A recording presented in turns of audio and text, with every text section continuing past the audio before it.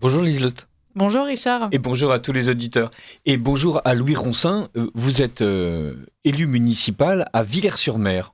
Bonjour Richard. Oui, effectivement, élu depuis 2020 et je suis adjoint au maire. Voilà. Alors, Villers-sur-Mer, où est-ce que c'est ? En Normandie, dans le Calvados, 2 heures de Paris, une des plus belles plages de la côte. Voilà. Et alors, et combien d'habitants ? 2600 l'hiver et jusqu'à 42 000 l'été. Voilà. Et alors, ce qui nous a fasciné quand on s'est rencontrés, c'est justement la manière dont on s'est rendu compte qu'il y avait un pouvoir politique qui n'était absolument pas celui dont on débat sur les grands plateaux télévisés, qui n'est absolument pas celui que le Rassemblement national a visé pour le moment, puisqu'il n'y a pas une puissance municipale incroyable du côté du Rassemblement national. Et votre parcours est vraiment intéressant. Vous avez milité à la Manif pour tous, donc vous avez labouré le terrain de Villers-sur-Mer et de tout le Calvados pour envoyer des bus vers Paris. Vous avez créé une école libre hors contrat. Et en fait, vous vous êtes rendu compte, si j'ose dire, que la véritable politique n'était pas affaire de parti. En effet, on peut considérer que dans le camp national ou dans le camp patriote ou même dans le camp de la droite en général, même il y a 3 tentations un peu naturelles qui sont l'homme ou la femme providentielle. Et les décisions d'hier des juges montrent que ça n'est pas réaliste et que, en tant que chrétien, l'homme providentiel est venu il y a 2000 ans et il reviendra à la fin des temps. Mais en attendant, on doit faire avec. Ensuite, il y a l'autre tentation qui est la bonne élection, c'est-à-dire que la prochaine élection va sauver la France, va sauver la nation, va faire en sorte que nos idées reviennent au goût du jour et vont subjuguer l'ensemble de l'humanité et les gens seront heureux. Et ensuite, la troisième tentation, c'est le coup de force. Et on sent qu'il y a en permanence un biais entre ces 3 tentations. Saint Louis disait que un souverain doit protéger son peuple des 3 grands malheurs, mais pas des petits malheurs. Les grands malheurs, c'est l'épidémie. On voit que Macron a failli. C'est la famine. On voit que les gens se précipitent au resto du cœur. Donc, il y a quand même un problème de ce côté-là. Et le 3e grand malheur, c'est la guerre. Et on voit qu'il nous précipite aussi dans la guerre. Et donc, les petits malheurs ne sont pas le rôle du souverain. Et on voit que Macron ou nos gouvernants, depuis des dizaines d'années, se penchent sur les petits malheurs des gens aux dépens des grands malheurs. Et donc, les petits malheurs des gens, en fait, c'est la fonction de la commune, la fonction des collectivités locales. Et c'est là où vous avez une vraie vertu à exercer au service de la population, au détriment d'une logique partisane ou politique ou idéologique. Alors vous dites au détriment d'une logique partisane, mais c'est plutôt en dessous, à côté, au-dessus d'une logique partisane. Ce qui est intéressant dans votre élection, c'est qu'en fait, vous avez été élu sans étiquette. En effet, la préfecture adore les étiquettes et demande à chaque élection quelle est votre étiquette. Ça me permet de faire des statistiques, nous dit le préfet. Et donc, la plupart des communes, on a 35 000 communes, la plupart des communes disent « je suis sans étiquette », faute de quoi je n'arriverai pas à rassembler une population et que je vais forcer un clivage qui est totalement artificiel dans une prérogative communale. Ramasser les poubelles, balayer les trottoirs, réparer les lampadaires n'est pas spécifique au camp de droite ou au camp de gauche. Et donc la logique de sans étiquette, c'est dire nous sommes un ensemble de citoyens engagés, nous avons un projet pour la commune et nous voulons le défendre indépendamment de toute logique partisane. Et c'est ça qui a permis de créer votre liste. En fait, vous avez ramassé des gens avant qu'ils ne ramassent les déchets sur les trottoirs, étaient prêts à s'engager pour la commune. Alors, c'était des gens déjà engagés, et c'est pas moi qui les rassemblés en 2020, c'est le président du club de football qui cartonnait dans toutes les divisions les unes après les autres, et qui s'est dit, il y a une possibilité dans une commune de faire un travail de qualité avec des gens de qualité. Et donc, il a fait un peu le tour des associations, le tour des personnalités un peu engagées ou emblématiques de la commune, en leur proposant de rejoindre une liste transpartisane et donc très orientée projet et développement de la commune. Et ça a fonctionné, les gens étaient satisfaits. Vous avez été élu, cette liste a été élue en 2020 triomphalement. Triomphalement, on peut dire, parce qu'on a échoué à 17 voix de passer dès le premier tour, alors qu'on n'était pas sortant. Donc de fait, c'est une vraie réussite. Il y a une vraie appétence pour nos propositions. Nos réunions publiques sont pleines. Et donc, de fait, on est élu assez largement au 2e tour. Et ce qui nous donne une vraie légitimité. Alors, on va reparler de cette légitimité et surtout des partis. Vous êtes élu en fait sur un programme où il ne s'agit pas du tout de défendre de grandes idées, il ne s'agit pas du tout d'expliquer que les valeurs de la République vont être plantées en face de l'église, devant la mairie et sur le fronton de l'école. Vous n'êtes pas en train de parler de diversité, d'égalité, de fraternité, de liberté. Non, vous parlez de trottoir, vous parlez de club de foot, vous parlez de cantine, vous parlez de propreté. Et en fait, les gens sont totalement séduits. Ils se disent, voilà, les partis en fait, nous promettent en permanence la lune, et en fait, et là, on est juste dans le caniveau. Pourquoi est-ce qu'il y a un tel désir de non-politique chez les citoyens de Villers-sur-Mer et d'une manière générale chez les citoyens français ? Alors, ce qui est assez étonnant, c'est que vous avez tout à fait raison sur le non-politique. La France et les Français sont éminemment politiques, très intéressés à la chose publique. Il suffit d'un événement relativement anecdotique pour que la semaine ne parle que de ça. Et pourtant, il y a un espèce de refus, presque aussi détesté que le journaliste. Il y a l'homme politique sur lequel on met tous les maux et tous les défauts.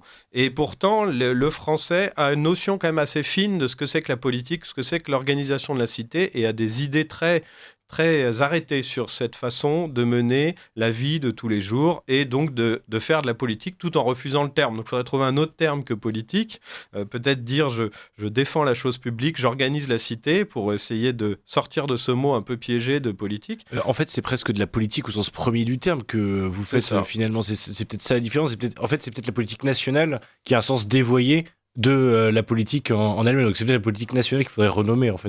Ça vous revient, mais après on peut appeler ça la police, mais POLIS, mais de fait c'est encore une autre exception, donc c'est pas forcément le meilleur terme, mais de fait oui, les Français en fait comprennent ce que c'est que la vraie politique locale et de fait ne parlent plus de politique. Ils parlent d'action communale, ils parlent de prérogatives, ils parlent de clause universelle de compétences pour la commune et pas du tout de politique communale. C'est très difficile dans un bulletin de parler de politique communale. D'ailleurs, on a des pages avec marqué page politique où les différents groupes présents à la commune s'expriment. Tout le reste n'est pas politique. Et pourtant, ne rien faire, c'est déjà un choix politique pour une commune, ou faire quelque chose, c'est aussi un autre choix politique. Richard, non mais on a rappelé votre engagement pour la Manif pour tous et vous avez créé une école libre hors contrat, donc évidemment vous avez un point de vue politique sur l'éducation nationale, vous avez un point de vue politique sur les lois sociétales. Il y a chez vous, on le sent, une espèce de continuum, comme dirait une féministe, mais sur le bien commun, et où le fait que les rues soient propres, que les enfants soient bien élevés, que l'environnement soit correctement traité, tout ça forme en fait la substance même des jours, et que la véritable politique, c'est d'assurer cette tranquillité en fait aux citoyens. On peut appeler ça la vertu du localisme, c'est-à-dire remettre localement votre action politique pour qu'elle ait un sens et qu'elle soit confrontée au réel. La vraie difficulté, si on peut dire, du camp national ou des partis un peu extrême gauche, c'est un peu la même tendance, hein, c'est étant exclus des dîners en ville, ils ont décidé de s'en remettre à une politique nationale et de faire le coup de force un peu permanent ou un objectif de changement par le haut, alors que finalement, les choses ne changent que par le bas. Malheureusement, il ne suffit pas de changer une personne pour que ça avance. Et donc, le localisme a une forme de vertu, c'est que vous n'avez pas de bien et de mal. Le trottoir balayé, ce n'est pas une notion de bien et de mal. La politique, ou en tout cas l'action sociale, n'est pas du bien et du mal. Vous essayez d'aider les gens, vous faites au mieux, vous essayez de les remettre dans un système de travail ou de les sortir un peu de l'aide sociale permanente, ce n'est pas du bien ou du mal. Vous y arrivez, vous n'y arrivez pas. Dans les deux cas, vous avez essayé de bien faire, mais il n'y a pas de mal en soi, quoi. De la même façon, vous êtes au service de la population, vous êtes un peu obligé de vous confronter aux besoins et pas uniquement à vos idées. Quand une personne vient en disant « je n'ai pas de téléphone et ou pas de smartphone, je n'ai pas d'ordinateur » et on me demande pour avoir le stationnement gratuit en ville, de tout enregistrer sur Internet, qu'est-ce que vous lui répondez ? Vous ne dites pas, t'as qu'à en acheter. Vous dites, asseyez-vous à côté de moi, on va faire ça ensemble, j'ai un ordinateur sous la main, et puis je vous enregistre votre nouveau badge, comme ça vous l'aurez la semaine prochaine. Et ça, la confrontation réelle, et on le voit très bien. Alors, j'aime bien prendre l'exemple de Louis Alliot, il a écumé les plateaux de télé pendant des années sans aucune efficience, que de fait, ça a été très long avant qu'il soit élu, et pourtant on ne le voit plus. Et pourquoi on ne le voit plus ? Parce qu'en fait, il est élu maire de Perpignan et que là, il faut balayer les trottoirs et ramasser les crottes de chiens et les sacs poubelles. Et donc, il a une vraie action locale, il a un impact sur la population. Et de fait, pour en avoir parlé avec des députés qui sont un peu frustrés des anciens maires, pour certains, puisqu'ils ne peuvent pas cumuler, ils ont dû renoncer à leur mandat électoral. Il dit on avait les moyens, les manettes et le personnel, et on n'a ni l'un, ni l'autre, ni le troisième. C'est-à-dire, en étant député, on perd tout, en fait. On perd tout, exactement. Un maire de... Alors, je vais prendre l'exemple de ma commune, c'est 15 millions d'euros de budget, c'est une centaine de contrats de travail, et c'est à peu près sur un mandat entre 500 et 700 000 euros de subventions aux associations. Donc, j'ai un vrai pouvoir, bien plus qu'un député. En tant qu'adjoint au maire en charge des associations, eh ben, là, on vient de voter 80 000 euros de subventions pour les associations.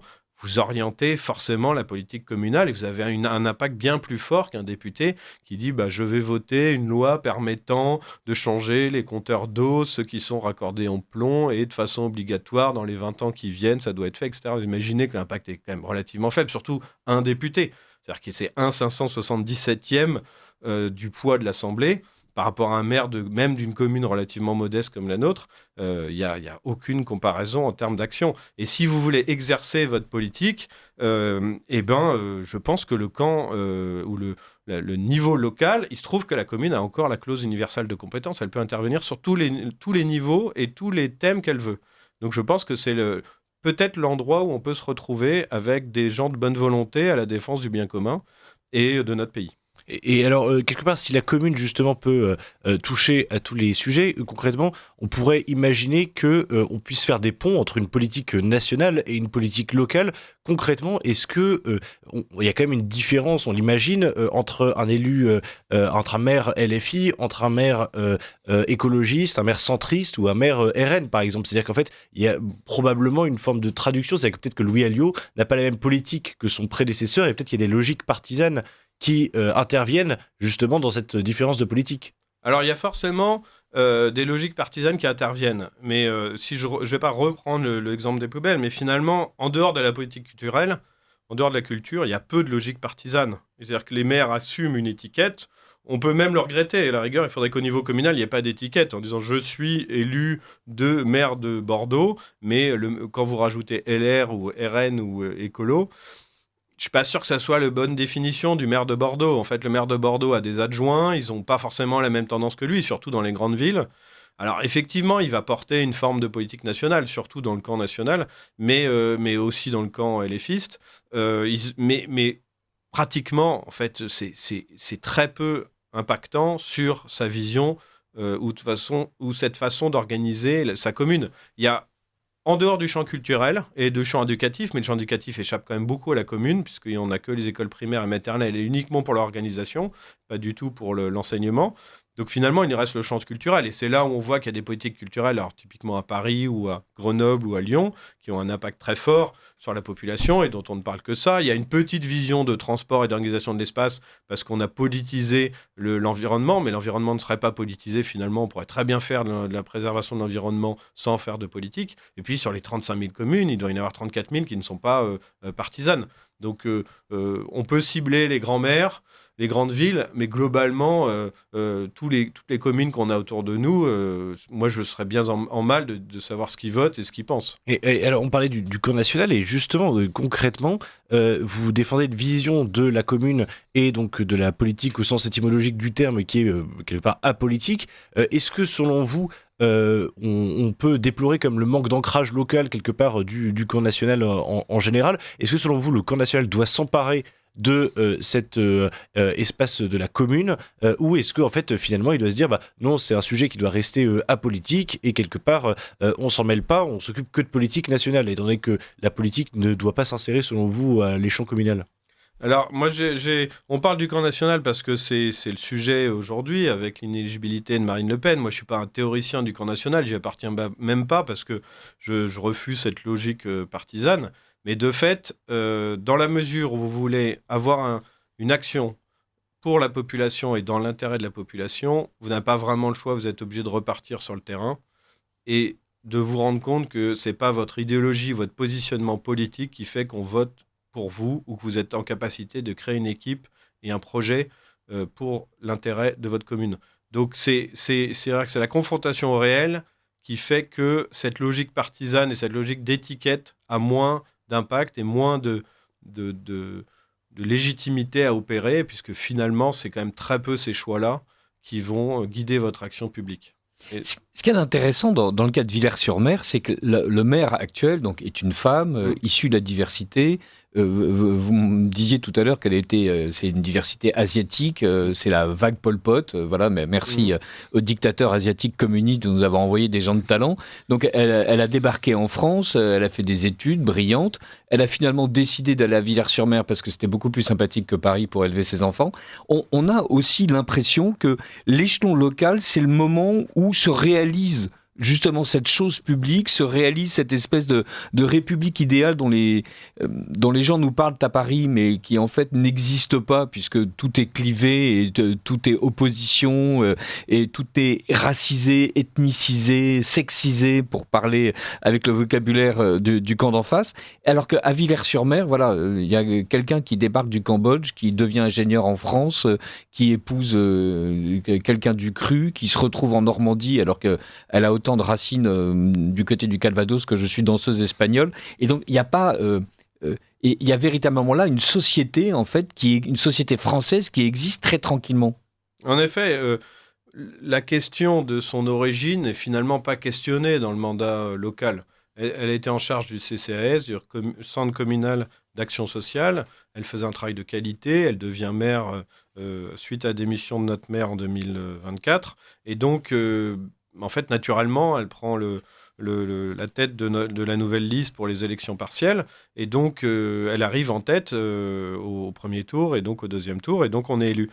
C'est vrai que la question d'où elle vient, pourquoi elle fait ça, quel est son positionnement, elle ne se pose pas du tout. Et pour moi non plus. C'est-à-dire qu'on essaye de faire bien les choses, on essaye d'être en contact avec la population. Le porte-à-porte nous rassure sur le fait que ce qu'on a fait n'était pas totalement déconnecté des réalités du terrain et que d'une certaine façon, les gens sont un peu sortis de leur passivité dans l'action publique parce qu'on les a incités à créer des associations, qu'on a soutenu les associations, à participer aux événements de la ville en communiquant correctement, etc. Et ça a un impact beaucoup plus que l'idée qu'on se ferait d'une liste pure, idéologiquement, droite doctrinalement et collective au niveau national. Là, localement, en fait, le positionnement des uns et des autres n'importe peu. Est-ce que vous êtes au service de votre commune? Est-ce que vous avez envie de bien faire? Est-ce que vous avez l'énergie et le temps pour le faire? Parce que c'est quand même un vrai paramètre aussi, parce que c'est quand même des mandats locaux qui ne rémunèrent pas les élus. Donc, il faut avoir aussi un peu de temps. Donc, soit être à son compte, soit avoir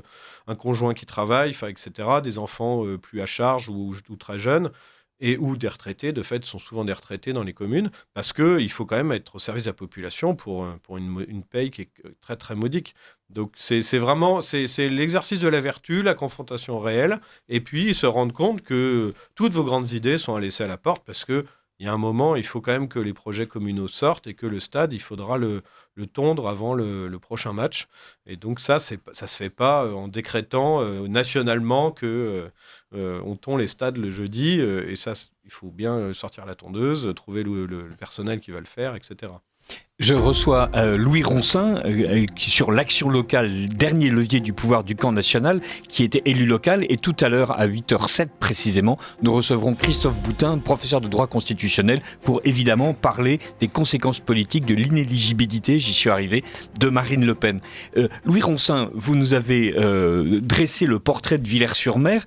Tout au début, vous nous disiez qu'il y a 2200 habitants en temps normal et 45 000 l'été. On comprend mieux les 15 millions d'euros de budget local. Est-ce que cette manne est une chance et est-ce que ça permet de faire des choses au niveau local qui, en fait, ne sont pas possibles d'extrapoler au niveau national? C'est évident. Les collectivités locales ont une obligation à emprunter uniquement pour l'investissement. Contrairement à l'État qui s'endette tous les ans pour son fonctionnement, c'est interdit pour les collectivités locales. Ils ne peuvent s'endetter que pour financer des investissements. Donc le fonctionnement doit être financé par les impôts, par la dotation de l'État. Alors nous, par un casino, parce qu'on a un casino. Et puis par les recettes diverses et variées qui sont les parkings, par exemple, le stationnement, les places de marché ou les terrasses de bars et cafés. Et donc, avec cet argent, alors on est une commune très riche, c'est-à-dire que pour 2600 habitants, nous on a une centaine de contrats de travail à plein temps, c'est-à-dire que ça fait peut-être 65 salariés. Une commune de la même strate, normalement elle a 5 salariés, 6 salariés. Nous, on a 10 000 logements à Villers qui participent tous, en n'y habitant pas, à contribuer à la vie de Villers financièrement. Et donc, on a quand même des ressources qui nous permettent de faire des choses. Alors, l'énorme avantage, c'est qu'on a des cadres en collectivité, des salariés cadres qui gèrent nos projets quand on n'est pas là ou à côté de nous.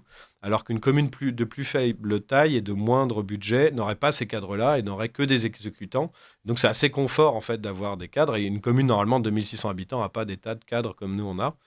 Ça, c'est absolument crucial parce que on voit bien que si le camp national décide de prendre le pouvoir dans les campagnes et dans les petites villes et dans les communes, comme LFI d'ailleurs projette de le faire, il y a la possibilité d'instiller à travers une politique culturelle qui en est l'étendard le plus évident, une politique nationale, mais il y a aussi la capacité à prouver qu'on peut réaliser le bien commun en étant hors des idéologies, et donc si on est hors des idéologies, forcément, on n'est pas macroniste et on commence à faire en sorte que le pays aille mieux, mais toutes les communes n'ont pas la possibilité en fait de gérer, puisque le vrai problème, c'est que les communes sont insérées dans l'intercommunalité, qui elle-même appartient à d'autres strates du millefeuille territorial, et que le préfet est toujours là pour vous expliquer qu'en fait, vous n'avez ni la compétence ni les moyens de décider, malgré cette compétence universelle.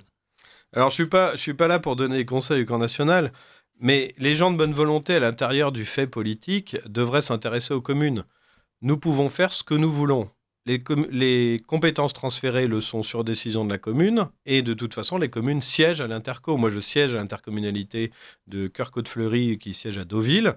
On a un président qui a les idées qu'il a et qui est une personne de grande qualité, le maire de Deauville, avec qui on arrive à travailler sur tous les sujets. Alors, c'est une partie des compétences qui ont été transférées, donc ramassage d'ordures, eau et assainissement, développement économique, transport local, etc.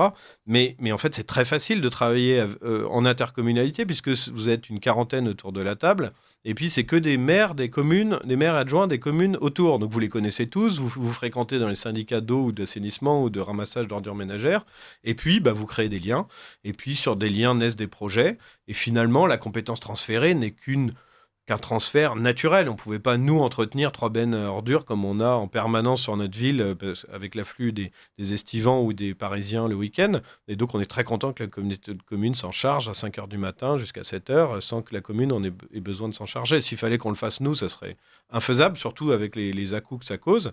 Et donc, finalement, le transfert des compétences s'est fait assez naturellement. C'est un ancien district, très ancien, et puis et la communauté de communes gère assez bien dans une logique de projet. Alors la vraie difficulté, et là vous avez raison dans le rapport à la préfecture, c'est que quelle que soit la qualité du préfet, les services de préfecture préfèrent discuter avec des cadres de bon niveau d'un EPCI, c'est-à-dire les établissements publics de coopération intercommunale, donc les comités de communes, les agglomérations, etc., plutôt qu'avec les petites communes.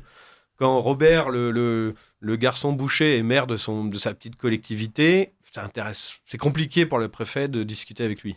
Malheureusement, c'est-à-dire qu'il n'est pas forcément dispo aux heures de travail, il n'a pas les compétences pour monter un dossier calibré comme la préfecture l'attend pour obtenir une subvention. Et il n'y a plus les aides qu'on avait avant. La DDE, avant, aidait énormément les collectivités à promouvoir des projets. DDE, la Direction départementale de l'équipement. Pardon, qui n'existe plus. Il y avait des ingénieurs qui aidaient les collectivités à monter leurs projets de rénovation de routes ou d'assainissement. Ça n'existe plus. Donc, c'est vrai que c'est compliqué. Donc, c'est un peu, la relation préfectorale a été transférée aux EPCI, donc aux intercoms, parce que les mairies n'ont souvent pas les capacités techniques ou administratives de répondre aux demandes toujours plus complexes des préfectures. Donc c'est là où il y a un petit biais, effectivement. Le reste, c'est quand même assez facile d'être en intercom, parce qu'on est représentant envoyé par la commune.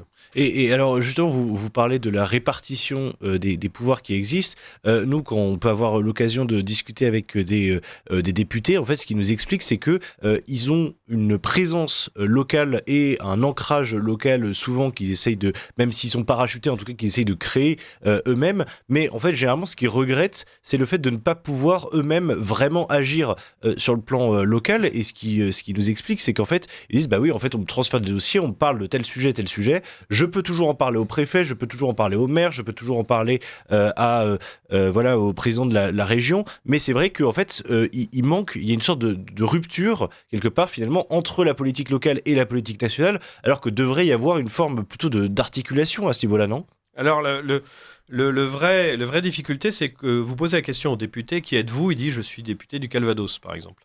alors qu'en fait, il n'est pas député du Calvados, il est député de la nation élu dans le Calvados.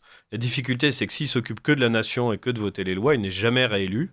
Et donc, il doit s'occuper de sa circonscription. Il avait avant une enveloppe financière qu'on appelait la réserve parlementaire et qu'il pouvait distribuer à sa guise pour les collectivités ou les associations pour le développement de projets. Cette réserve parlementaire a été supprimée par Emmanuel Macron, qui voyait une forme d'intervention électoraliste ou populiste, alors qu'en fait, elle avait une vertu, c'est que le député est obligé de se pencher sur les projets et que les projets sous-financés, le petit lavoir, le clocher d'église non classé, etc., pouvaient être financés ou aidés ou stimulés par le député et son enveloppe parlementaire. Ça n'existe plus.